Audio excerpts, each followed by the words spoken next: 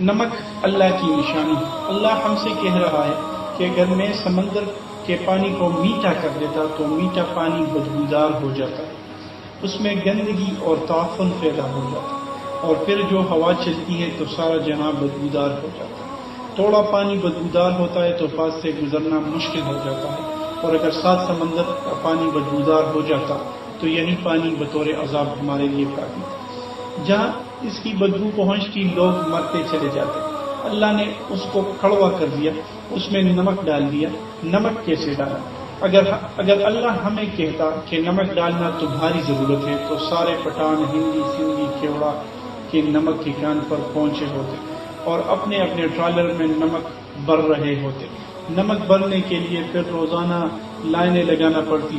چلو بھائی اب سندھی کی باری، چلو بھائی اب پنجابی کی باری، چلو بھائی اب بلوچستان کی باری ہے، چلو بھائی اب پٹھانوں کی باری ہے. اب سب کے سب سمندر میں نمک ڈال رہے ہوتے. تو میرے اللہ نے کیا کیا؟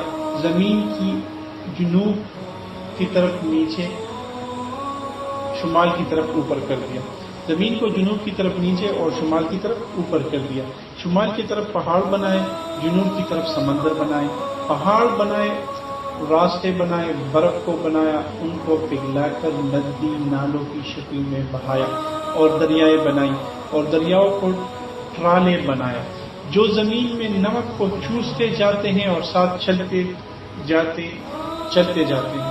پھر یہ نمک دریاؤں کے ذریعے سمندروں میں چلتا چلتا گرتا آتا ہے.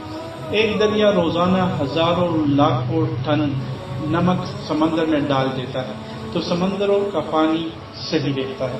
پھر اس پانی کو بخارات کی شکل میں اللہ اٹھاتا ہے اور بادلوں میں ٹھنڈا کرتا ہے، پھر اس کو بارش کی شکل میں برساتا ہے، پھر اسی پانی کو زمین میں لے جاتا ہے اور زمین کو اسپنج کی شکل میں بنایا.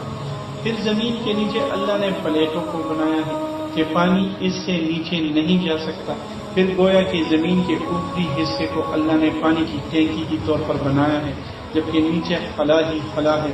اگر یہ پلیٹ نہ ہوتی تو سارا پانی زمین کے نیچے ہی نیچے چلا جاتا اور ہم سوراخ ہی کرتے رہ جاتے. تو اللہ نے زمین کو اسپنج کی طرح بنایا اور ہمیں کنویں کھودنے کا حکم دیا. ایک پانی کا شکر ادا کرنا چاہیے، اور تو ساری زندگی سجدے میں سر رکھ کر بھی اس کا شکر ادا نہیں کر سکتے.